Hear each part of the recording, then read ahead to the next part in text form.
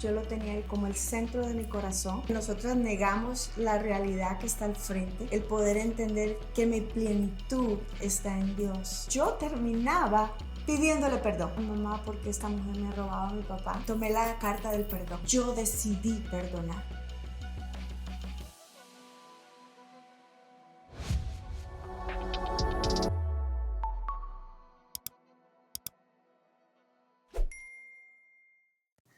Hola, mi nombre es María Cristina Valencia. Bienvenidos una vez más a un episodio de Tu Aroma de Mujer. El día de hoy les tengo una mujer que la conozco ya por muchos años. Ella es de origen costarricense, tiene ya casi 40 años en este país y es una de esas personas o parejas que uno dice tienen la vida perfecta. Uno lo ve desde afuera y piensa que tienen la vida perfecta, pero ¿quién sabría? Solamente ella, lo que ella estaba viviendo, y es un tema que queremos toparlo ahora muy profundamente, y es el tema de la infidelidad. Muchos años casada y de repente a los 15 años se entera que su esposo está viviendo una doble vida. Así que bienvenida, Ángela Arévalo. Gracias por esta oportunidad, Cristina. No, sobre todo gracias a ti, porque sé que es un tema muy difícil de conversarlo, de abrirse, pero es muy necesario en esta sociedad el saber por qué pasa esto, por qué las mujeres, como tú dices, se pueden estar en una total codependencia el rato que se enteran o no se enteran. Como tú me comentabas, conociste a tu esposo a los 17 años, se casaron a los 20 y todo parecía perfecto, ¿verdad? Sí. ¿Y qué pasó? ¿Cómo fue para ti en ese momento en que te enteras que él estaba siéndote infiel, literalmente viviendo una doble vida? Eso fue un momento muy difícil porque es sacar del trono. Yo lo tenía ahí como el trono, como el centro de mi corazón, y ver 1000 pedazos caerse, de romper ese trono, porque el trono solamente le pertenece a Dios.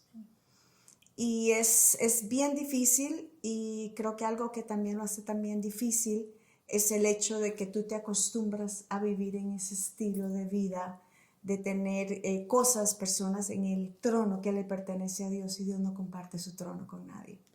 O sea que a pesar de que tú te enteras que él está haciéndote infiel, era ya un sistema interno tuyo tal vez de codependencia que no le podías dejar ir, no le podías sacarle de ese trono que tú le pusiste como un idol, ¿no? Como un ídolo, que dices, a pesar de todo mi dolor y humillación, no lo puedo realmente querer ver, es como un blur, es como que quieres aceptarlo pero no lo aceptas. Sí, hay una parte de negación, que nosotros negamos la realidad que está al frente, y muchas veces lo negamos porque no tenemos nuestra identidad.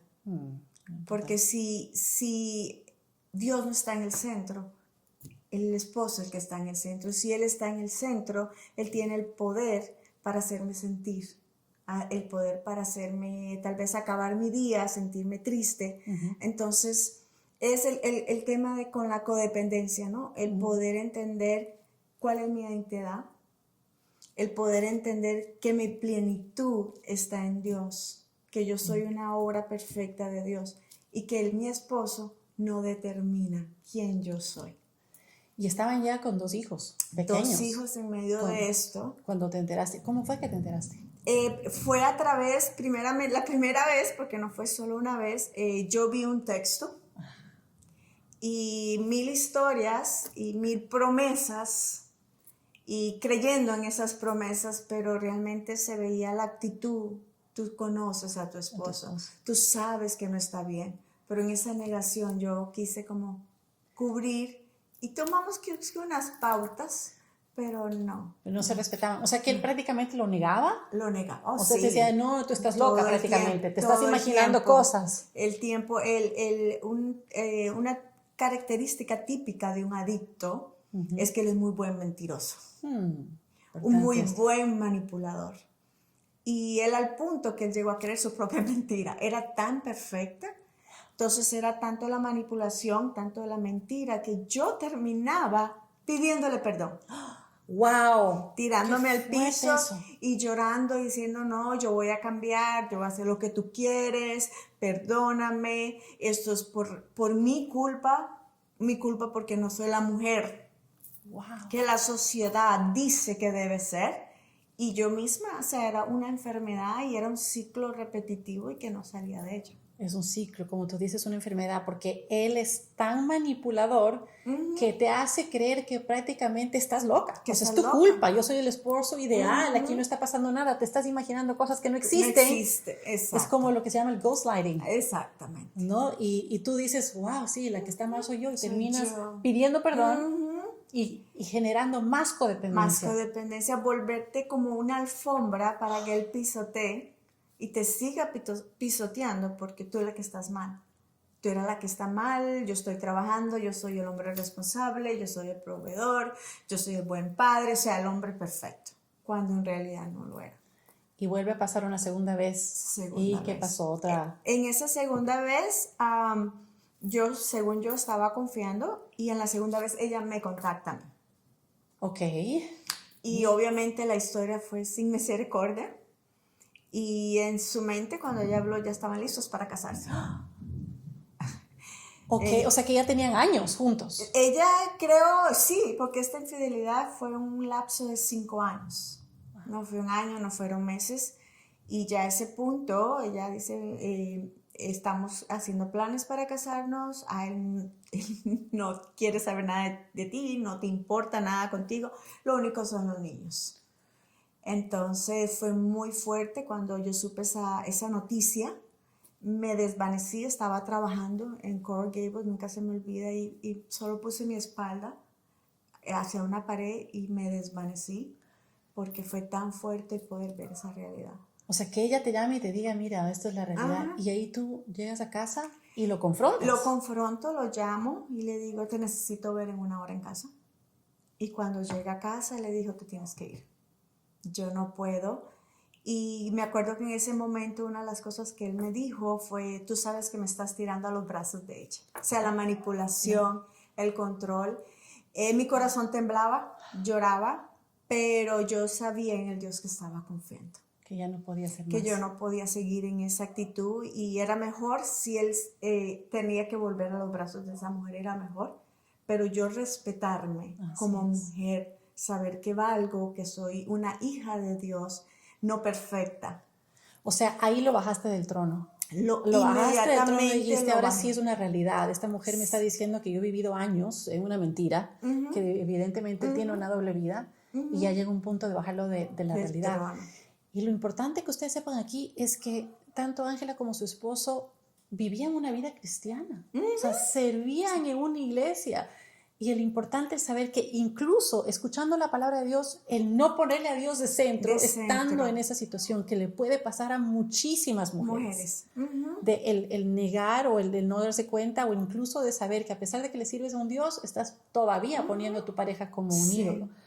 Y tus hijos en ese entonces ya estaban más grandes, o sea, ya podían entender lo que estaba pasando. Sí, ellos lo entendían y ellos fueron uno de los que sufrió, creo que lo más difícil, porque eran pequeños, el oírlos llorar, el gritar en sus cuartos, en sus camas, mamá, ¿por qué esta mujer me ha robado a mi papá? ¿Dónde está mi papá? ¿Dónde está mi papá? Y el proceso no fue solamente con mi esposo de restauración, sino también con los hijos. Y fue un proceso largo. El más chiquito tomó más tiempo. El que tenía más ira contra mi esposo, no se quería someter hasta que un día él gritó, lloró, es que no te puedo perdonar. Wow.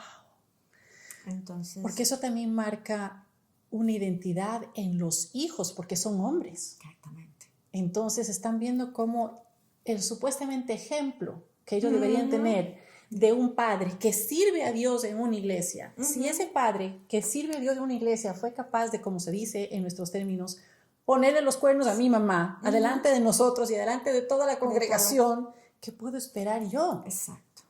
Ese proceso tiene que haber sido dolorosísimo para ellos. Es algo así como yo lo podría explicar, es como si hubiese un bosque donde fue muy verde y hermoso y vino un fuego, lo acabó todo y lo único que quedaron fueron cenizas. Solo cenizas y tú te parabas y tú mirabas a todos los lados y no había dónde. Y como les digo, yo conozco de su historia porque la conozco desde mucho tiempo y nosotros que estábamos alrededor nunca nos dimos cuenta de que esto estaba pasando.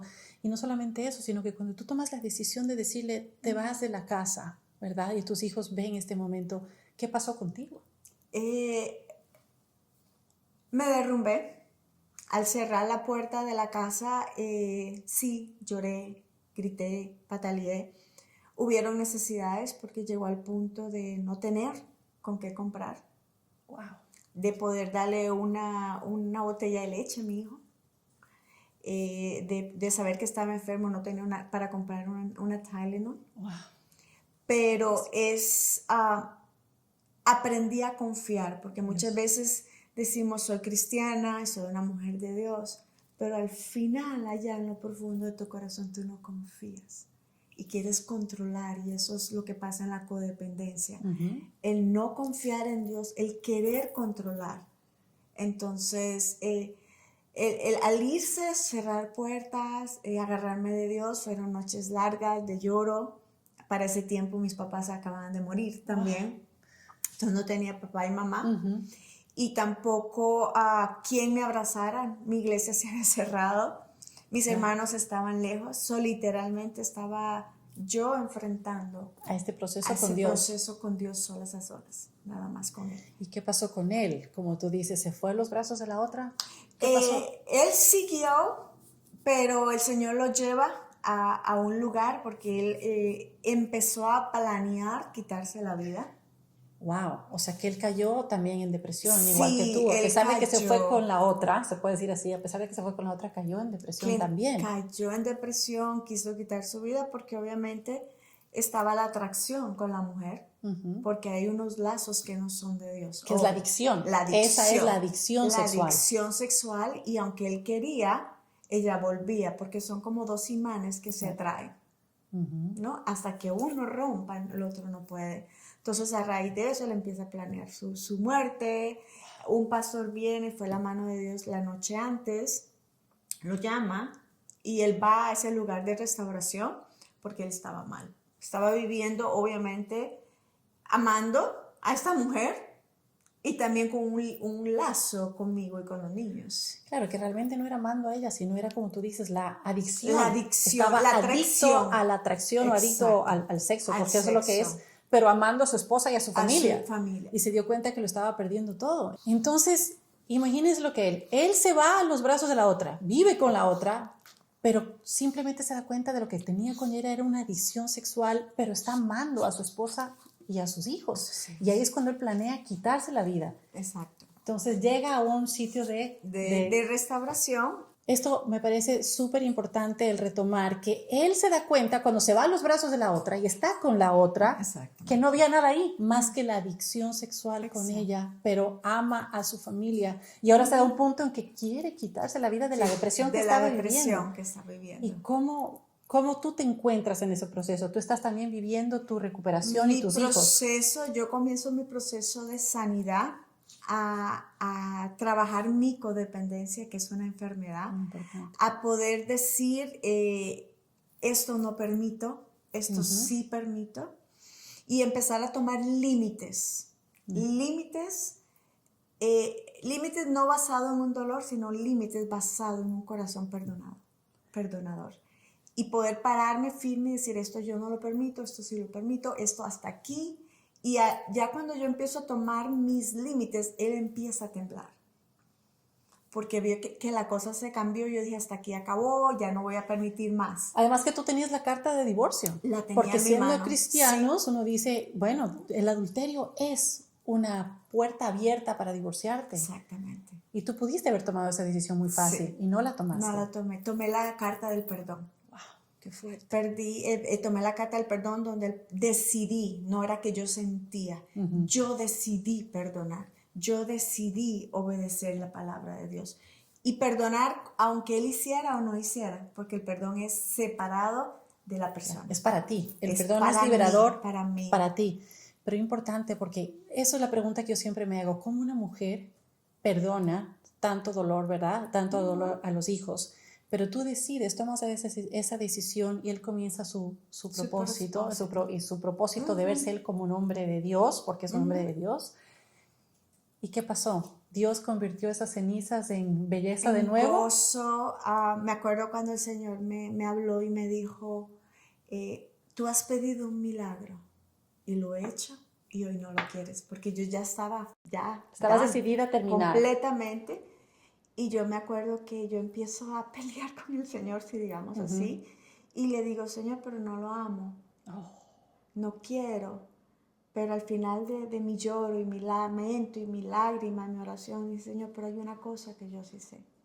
Yo te amo y te obedezco por amor. Y si eso es lo que tú quieres, yo lo voy a hacer por amor. Y a obedecerte a ti. Y yo me acuerdo que el Señor una vez me dijo, ¿no entiendes?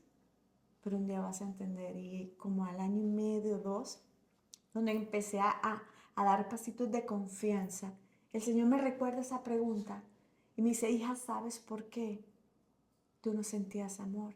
Porque yo tuve que matar ese amor que no venía de mi trono, de mi corazón, wow, sino para poner un amor que verdadero. viene de mi trono. Y hoy en día lo puedo decir, mi esposo es el hombre más hermoso, ¿no?, de tierra. No es el hombre perfecto, pero un hombre que lo veo a través de los ojos de amor, y nuestra relación hoy es que no la cambio por nada, tanto en el área sexual, emocional, espiritual, mi mejor amigo, y puedo, lo que Dios ha hecho en mi vida con mi esposo. Ahora sí se me puso la piel de gallina, porque es increíble cuando tú le permites a Dios que intervenga en dos vidas totalmente quebrantadas, rotas, con algo que es prácticamente ante los ojos del mundo imposible de Imposible. volver a recuperar la confianza, el amor. Ángela dijo algo muy importante, Señor, yo no lo amo. Y claro, ¿qué mujer va a amar a alguien que te ha pisoteado tu Que te autoestima y maltrata. tu vida por 5 años y te No. maltrata, ¿verdad? Y es cuando Dios te dice, sabrás en un punto, porque quita el amor que no venía de No Él. venía de su trono. Venía lo habías puesto en un trono falso. Falso. Y cuando tu esposo se regenera como el hombre de Dios y te ve a ti bajo los ojos y los parámetros de Dios, es que ustedes pueden verse como lo que son. Como somos hijos. Hijos de Dios, envueltos por el centro que es Cristo. Es Cristo. Y viene el milagro que tú pedías, porque realmente para mí esto es un milagro. O sea, yo lo estoy enterándome de muchos detalles hoy por primera vez y puedo testificar que es un milagro.